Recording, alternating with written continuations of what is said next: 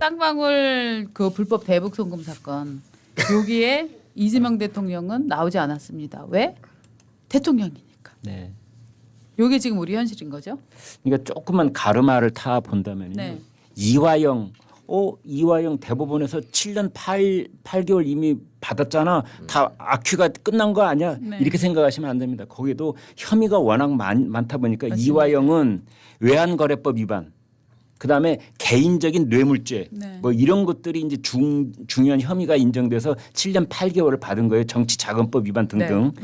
이제 정작 이 사건의 핵심 본안인 대북 송금 내역에 대해서는 아직 법원의 판단이 안 된 겁니다. 그렇죠. 800만 달러. 그런데 거기에 이제 어제 네. 첫 번째 재판이 열렸는데 여기 이제 이화영 그다음에 김성태 쌍방울그룹 회장 이 사람들은 나왔는데 핵심 피고인 중에 한 사람인 이재명 대통령은 없었어요. 그렇죠. 그래서 이제 야 어떻게 이렇게 반쪽 재판이 가능할 수가 있겠느냐. 네.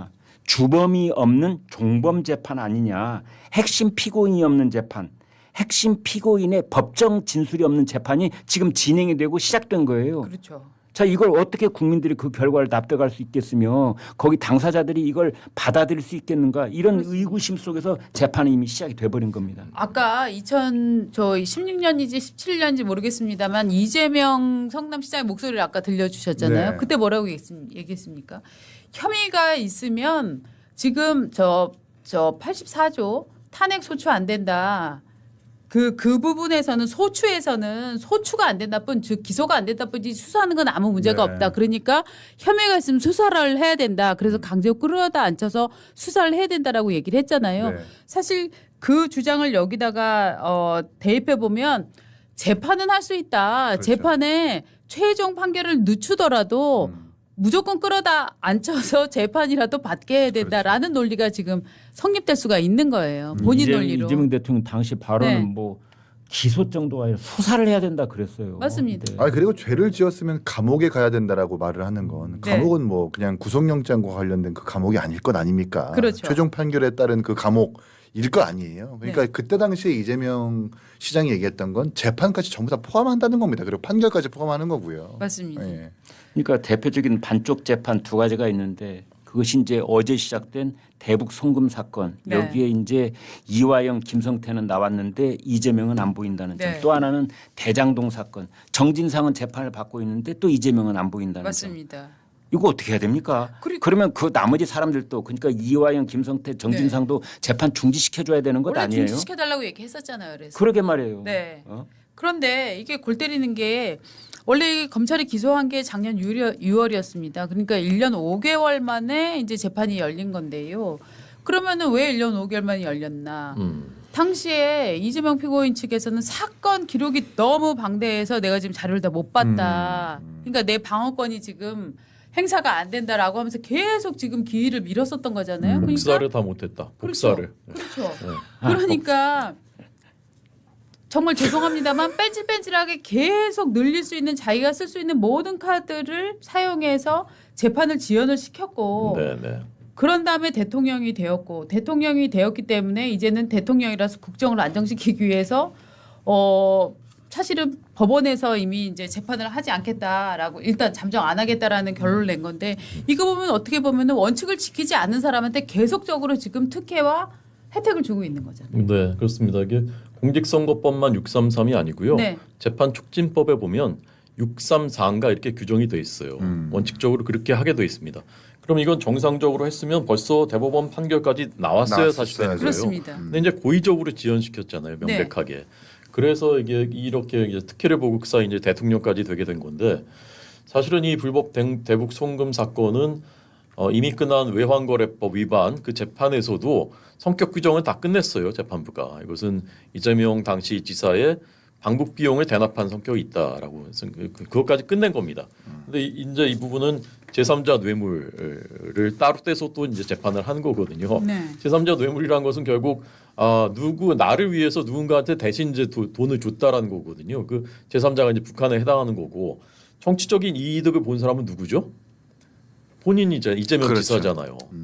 근데 이재명 그 지사는 불법 송금은 북한으로 이렇게 거액을 했는데 나는 모르는 일이었다. 이렇게 하는 거잖아요.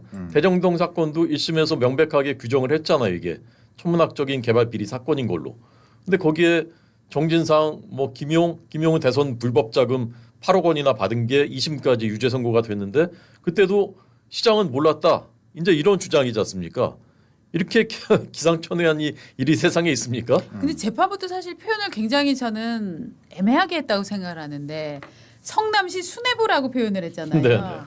시장이라고 정확하게 표현하지는 않았어요. 수뇌부라고 표현을 했기 때문에 수뇌부라 함은 뭐 이재명 1인으로 귀결된다, 뭐 아니다, 뭐 정진화까지 넣어야 된다, 뭐 여러 가지 해석상의 여지가 저는 남아 있어서. 근데 이제 성남시 네. 수뇌부지 성남도시공사 수뇌부가 아니잖아요. 네.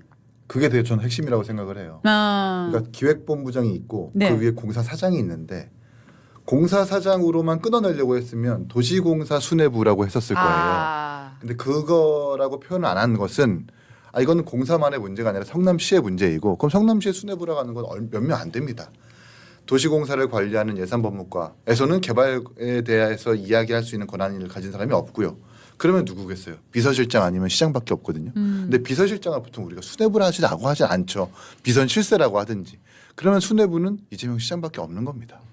근데 단지 이거 애둘러 표현해서 재판부가 이렇게 노력한 것 같은데 저는 어쨌든 그러니까 그런 말에 우리가 집중할 게 아니라 그 판결에서 가장 이번 대북 송금도 그렇고 그러니까 대장동에서는 배임죄가 성립이 됐다는 게 가장 좀 중요하게 우리가 봐야 된다고 생각을 해요. 지금까지는 민주당에서 이건 배임이 아니다. 정책적 판단일 뿐이다라고 이렇게 주장했거든요. 그런데 재판부에서는 배임죄라고 인정을 한 겁니다. 그 배임죄가 인정된 근거는 결국 문서예요. 유동규 본부장과 예산법무과가 이렇게 시장한테 문서 결제를 맡은 거고 이재명 시장 거기다 도장을 찍은 겁니다. 근데 이재명 시장이 얘기한 논리는 난 몰랐다. 그러니까 문서는 가져왔고 보고는 받았는데 그 내용은 내가 살펴보지 않았어요. 살펴볼 필요가 없었던 거예요라고 논리를 주장하면 그거야말로 배임입니다. 그건 적극적 고의에 의한 배임이 아니라 미필적 고의에 의한 배임도 분명히 전 성립이 될 거라고 생각을 하거든요. 지난 정말 3대에 걸쳐서 오랫동안 이제 북한의 외교의 얼굴마담을 해왔던 예. 김영남이 죽었어요. 맞습니다. 그런데 31년생. 이제 이 대한민국 정부에서 갑자기 뭐 조의문을 통일부 장관 명의로 발표도 하고 또 뭐 박지원 의원은 내가 조문단으로 가겠다 또 이렇게 이 얘기도 하고 그러는데 이걸 보면서 참으로 사정이 딱하다라는 생각이 드는 것이 뭐냐면 이 조의를 표할 때는 상대편이 받을 수 있게 뭔가 채널이 있어야 되는데 지금 남북 사이에는 아무 채널도 없습니다. 그러니까 조의문을 발표하더라도 그냥 통일부 장관의 조의문을 언론 발표로 일방적으로 발표를 하는 거예요. 그다음에 조의단이 간다? 우리가 가고 싶다고 해서 가게 되나? 저쪽에서 오라고 해야 가는 것 아닌가? 그리고 두 번째 간다면 김정은은 만날 수 있는가? 세 번째, 만약 김정은을 만나게 된다면 그때 이재명 대통령은 어떤 메시지를 거기에 주여 보내지? 이런 생각들이 드는 거예요. 그래서 만약 지금 이제 어제 죽었으니까 시간이 좀 어제 발표가 됐으니까 시간이 흘러봐야 되겠지만 만약 우리 쪽에서는 한껏 뭐 조의문을 발표하고 조의단을 보내겠습니다 막 이랬는데 저쪽에서 무응답으로 나오면 어떡하죠? 왜냐하면 적대적 두 국가라고 이미 발표한 사이이기 때문에 적대적 국가 사이에서 어떻게 저쪽에서 조의단을 받아들일지.